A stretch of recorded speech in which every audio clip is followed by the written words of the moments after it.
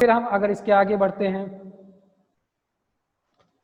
तो हम फिर से लिखते हैं प्रिंट, एंड प्रिंट के साथ में हमारा लिस्ट वैल 2, लिस्ट वैल 2 डॉट। अभी तक हमने क्या क्या देख लिया? अपेंड देख लिया, क्लियर का काम समझ में आ गया। क्लियर के बाद में हमने ये देखा कि कॉपी कैसे हो रहा है, काउंट कैसे हो रहा है।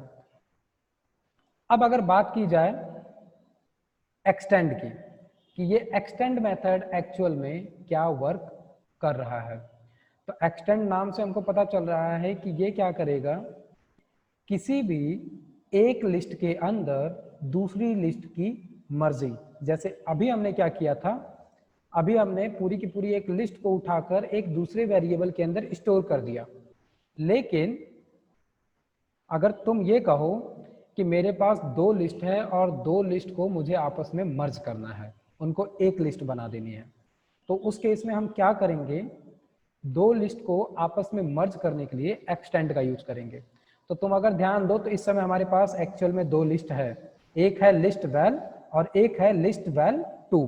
लिस्ट वैल 1 को हम डिलीट कर चुके हैं। तो अगर मैं यहाँ पर इसको एक्सटेंड करने की बात करूँ तो एक्सटेंड करने के लिए हमें करना क्या है कि लिस्ट वैल 2 जो है इसको हम अभी क्या मान लिए हैं, हमारी मेन लिस्ट मान लिए हैं।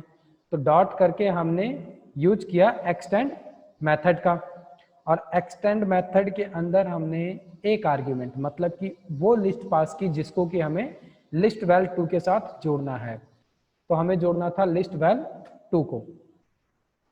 अब अगर फाइनली हम हमारी लिस्ट वैल 2 को आउटपुट करके देखें तो हमें क्या मिलेगा, जो सब कुछ लिस्ट वैल 1 के अंदर था और लिस्ट वैल 2 के अंदर था वो सब कुछ आपस में ज्वाइंट हो गया। Hello hello 723, hello hello. Okay, यहाँ पर एक्सटेंड हमने किया तो, लेकिन इसने कुछ तो गड़बड़ी की है कि इसने हमारे लिस्ट को एक्सटेंड नहीं किया। एक्सटेंड की अगर बात करें तो अभी एक्सटेंड में हमें कुछ क्यों नहीं दिखा, रीजन ये था कि लिस्ट वैल जो था इसको हम क्लियर कर चुके थे। तो अभी मैंने क्या किया, लिस्ट वैल को जब प्रिंट किया तो हमको यहाँ पर एम्प्टी लिस्ट मिल रही थी, इसलिए एक्सटेंड होने पे एक्चुअल में दोनों लिस्ट आपस में ज्वाइंट तो हो गई, मर्ज हो गई आकर किसमें, लिस्ट वैल 2 में।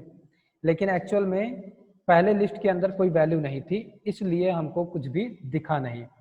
तो अगर हम यहाँ पर वैल्यू को, कुछ नई वैल्यूज को ऐड करें लिस्ट वैल के अंदर तो हमको एक्सटेंडेड मिल जाएगा। जैसे कि कुछ नंबर्स को हम यहाँ पर ऐड कर लेते हैं। सो अब क्या है, लिस्ट वैल के अंदर भी वैल्यू पड़ी हुई है और उसको हम क्या कर रहे हैं, मर्ज कर रहे हैं किसके साथ, लिस्ट वैल 2 के साथ। तो फाइनली लिस्ट वैल 2 को अगर अब हम यहाँ पर एज आउटपुट करके देखेंगे तो हमको क्या मिल जाएगा, लिस्ट वैल 2 जो है वो एक्सटेंड हो चुका है, 2 लिस्ट आपस में एक लिस्ट में आके मर्ज हो चुके हैं। सो फाइनल रिजल्ट हमें मिल गया। इसमें क्या हुआ, दोनों लिस्ट आकर मर्ज हो चुके हैं। इसी तरीके से अगर हम आगे बात करें लिस्ट के और मेथड की तो हमें एक इंडेक्स मिलता है, ठीक है। जब भी हम एक लिस्ट के साथ दूसरी लिस्ट मर्ज करते हैं तो जाहिर सी बात है जो पहले है वो सीक्वेंस से पहले में आएगी 0 1 2 3 करके, और उसके बाद में कौन सी आएगी, दूसरी। जो काम अभी हमने एक्सटेंड के साथ किया है उसमें अगर नोटिस करो तो लिस्ट वैल 2 पहले थी और उसके अंदर मर्ज किया गया था लिस्ट वैल को। तो एक्चुअल में क्या हुआ है, सबसे पहले जो लिस्ट वैल 2 की सारी वैल्यूज थी वो सारी की सारी यहाँ पर आ गई, और उसके बाद में लास्ट से जिस सीक्वेंस में लिस्ट वैल के अंदर वैल्यूज को इंसर्ट किया गया था उसी सीक्वेंस में वो लास्ट से आकर ज्वाइंट हो गया। इसको सिंपल हम ऐसा समझ सकते हैं कि जैसे अपेंड का काम होता है कि अपेंड क्या करता है, लास्ट से वैल्यू को लाकर जोड़ देता है, वही सेम काम यहाँ पर इसके साथ भी होता है। केवल और केवल जो अनऑर्डर्ड का तरीका होता है वो सेट फॉलो करता है। सेट के अंदर कोई भी चीज फिक्स नहीं होती है, लेकिन हम जब भी कभी बात कर रहे हैं लिस्ट की या आगे चल के अभी बात करेंगे टपल की, दोनों ही केस में सीक्वेंस सबसे ज्यादा मैटर करता है, क्योंकि लिस्ट और टपल दोनों में ही हमको ये बाकायदे पता होता है कि किस पोजीशन पे कौन सी वैल्यू पड़ी हुई है, और इसी वजह से हम लिस्ट का सबसे ज्यादा यूज करते हैं। अदरवाइज अगर ये सीक्वेंस हमें पता ही नहीं होगा तो फिर ये प्रॉब्लम क्रिएट कर देगा। तो इसीलिए हम कभी भी चाहे कॉन्कैटिनेट के थ्रू कर रहे हैं और चाहे एक्सटेंड, दोनों का काम एक ही है, और दोनों क्या कर रहा है, सीक्वेंस से जोड़ दे रहा है। या फिर यही काम हमने क्या किया कि एक लिस्ट थी, उसके अंदर दो लिस्ट को लाकर हम कॉन्कैटिनेट के थ्रू जोड़ रहे हैं या एक्सटेंड के थ्रू जोड़ रहे हैं, बात सेम टू सेम होगी। इंडेक्स मेथड की अगर बात करो तो वो क्या कर रहा है, इंडेक्स पोजीशन की वैल्यू हमें लाकर दे रहा है सिंपली, कि जैसे कि हम अगर यहां पर एक्सटेंड करना चाहें, सो दैट हमें क्या करना पड़ेगा, सबसे पहले यहीं पर आते हैं और हम क्या करते हैं, इसको भी हम डायरेक्ट प्रिंट करके देखते हैं। तुम लोग अभी तक एक चीज समझ गए होंगे कि जितना भी काम यहाँ पर हो रहा है, जो भी चल रहा है, इसके अंदर सारा का सारा वर्क मेथड से हो रहा है, और इसमें कुछ मेथड्स ऐसे हैं जो बार बार यूज होंगे, जैसे कि अपेंड, क्लियर और पॉप। इन तीनों के बारे में बात पहले भी कर चुका हूं कि ये तीनों काम क्या क्या कर रहे हैं, लेकिन इसको हम एक एक बार करके भी इसीलिए देख रहे हैं कि ताकि थोड़ा और अच्छे से ये समझ में आ जाए कि ये काम कैसे कैसे क्या क्या कर रहा है।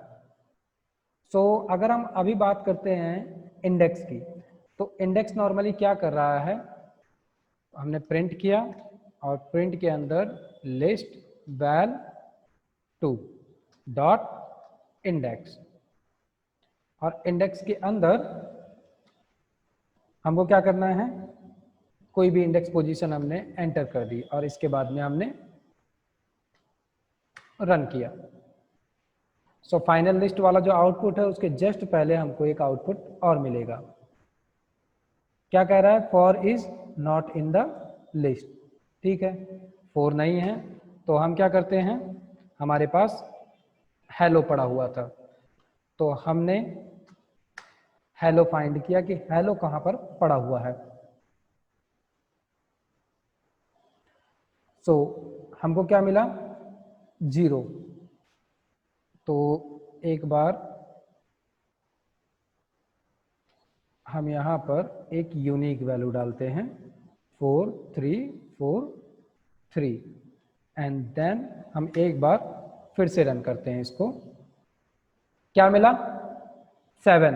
क्यों, क्योंकि लिस्ट के अंदर ये वैल्यू कैसी थी, यूनिक थी, रिपीटेड नहीं थी, इसलिए हमें क्या मिल गया, जो भी ये वैल्यू पड़ी थी उसका इंडेक्स पोजीशन हमें मिल चुका है। ठीक है, अगर डुप्लीकेसी होगी तो वो उसके इंडेक्स पोजीशन को नहीं दे पाएगा। क्यों, क्योंकि हम लिस्ट को ये थोड़ा ना बोल रहे हैं कि पहले वाले की पोजीशन दो कि दूसरे की कि तीसरे की। तो अगर हमें लिस्ट के अंदर कभी भी कोई भी सर्चिंग करनी होती है तो उस केस में हमें क्या यूज करना होता है, इस इंडेक्स का। क्योंकि सर्च करने के केस में क्या होगा कि हम स्पेशली किसी एक वैल्यू को सर्च करेंगे कि वो कितने नंबर ऑफ टाइम आ रहा है। तो कितने नंबर ऑफ टाइम आ रहा है के लिए हम सबसे पहले क्या करेंगे, काउंट का यूज करेंगे। और काउंट करने में हम क्या करेंगे, एक वैल्यू को उठाए, उसको हमने पास किया काउंट के अंदर, तो वो हमें ये बता देगा कि टोटल कितने नंबर ऑफ टाइम वो वैल्यू आई है। और वहीं पे दूसरी चीज क्या है, इंडेक्स पोजीशन, कि कोई एक वैल्यू है वो किस इंडेक्स पोजीशन पे पड़ी हुई है, तो उसके लिए हम क्या यूज कर रहे हैं, इंडेक्स का। इसके अलावा अगर हम आगे बढ़ते हैं तो इंडेक्स के अलावा कुछ मेथड्स और हैं, जैसे कि हमारा पॉप मेथड हो गया। पॉप मेथड का काम क्या है, अपेंड का काम है कि लास्ट में एक नई वैल्यू को जोड़ना, वैसे ही पॉप का काम है कि लास्ट से एक वैल्यू को रिमूव कर देना।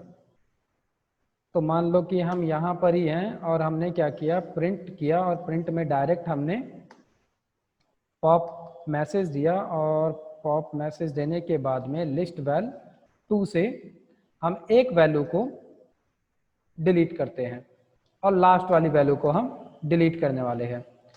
जब कभी भी हम पॉप के अंदर कोई भी इंडेक्स पोजीशन नहीं देते हैं तो वो लास्ट वाली वैल्यू को डिलीट करता है। तो अभी गौर करना, लास्ट में क्या पड़ा हुआ है 3 4 5 6 3।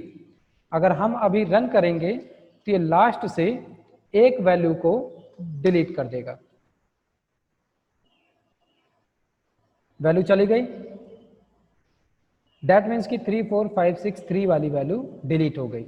लेकिन वहीं पर पॉप एक काम और क्या करता है कि हम इंडेक्स पोजीशन की वैल्यू को डिलीट कर सकते हैं। तो मान लो कि जैसे हेलो है, हेलो कहाँ पर पड़ा हुआ है, एक 0 की पोजीशन पे तो पड़ा हुआ है और उसी के साथ में 1 2 3 4 5 फिफ्थ पोजीशन पे भी हेलो पड़ा हुआ है। तो हमने यहाँ पर 5 लिख दिया और फिर से हमने रन किया। तो अब जब 5वें नंबर पे पड़ा हुआ हेलो था वो डिलीट हो जाएगा, खत्म हो गया एक हेलो। यहाँ पे क्या बचा, एक हेलो। तो पॉप का यूज क्यों किया गया, जब हमें किसी स्पेसिफिक इंडेक्स पोजीशन की वैल्यू को खत्म करना है तो हमने पॉप यूज किया। ऐसे ही इसका दूसरा भाई कौन है, प्रिंट है, और सॉरी रिमूव है। पॉप और रिमूव में एक ही अंतर है, और वो अंतर क्या है कि पॉप जो है वो इंडेक्स के बिहाफ पे वैल्यू को रिमूव करता है, और जो रिमूव है वो वैल्यू के बिहाफ पे वैल्यू को रिमूव करता है। तो अगर हम यहाँ पर रिमूव मेथड को यूज करें और इसके अंदर हम क्या दे दें कि जहाँ पर भी तुमको हेलो मिल जाए उसको डिलीट कर दो। तो अब अगर हम इसको फिर से रन करते हैं तो तुम नोटिस करोगे जो हेलो है वो हेलो यहाँ से खत्म हो गया, दिख रहा है। पहली पोजीशन का जो हेलो था ऑटोमेटिक, जो सबसे पहले हेलो मिला वो इसने डिलीट कर दिया। वैसे ही अगर यहाँ से मुझे मान लो कि हेलो की जगह पाइथन को डिलीट करना है तो मैं सीधे क्या कर रहा हूँ, पाइथन। अब ये रिमूव और पॉप का केस भी तुम्हें समझ में आ गया कि क्यों है। कभी कभी हमारे पास केस आ सकता है कि हमको ये पता है कि इंडेक्स पोजीशन कौन सी डिलीट करनी है, तो वहाँ पर हम पॉप का यूज करेंगे। और कभी कभी हमें ये नहीं पता है कि किस इंडेक्स पे कौन सी वैल्यू पड़ी है, लेकिन हमें वैल्यू पता है कि कौन सी वैल्यू हमको उड़ानी है। तो दोनों का अपना एक अलग अलग काम है और दोनों का ही उसी अलग अलग काम के लिए यूज हो रहा है। इसी तरीके से हमको क्या मिलता है, एक सॉर्टिंग मिलती है। तो अगर हम यहाँ पर सॉर्टिंग करते हैं तो सॉर्टिंग करने के लिए क्या करना है, सॉर्ट लिखा और डायरेक्ट हम किसको कॉल कर लेते हैं, लिस्ट वैल के अंदर 2 के अंदर जो सॉर्ट मेथड है और सॉर्ट मेथड का साइन। तो इसको हम ब्लैंक रन करके देखें एक बार। सॉर्टिंग का काम क्या है, सॉर्टिंग करना, ठीक है, स्टार्टिंग से। वैसे ही एक दूसरा इसका भाई कौन सा है, रिवर्स।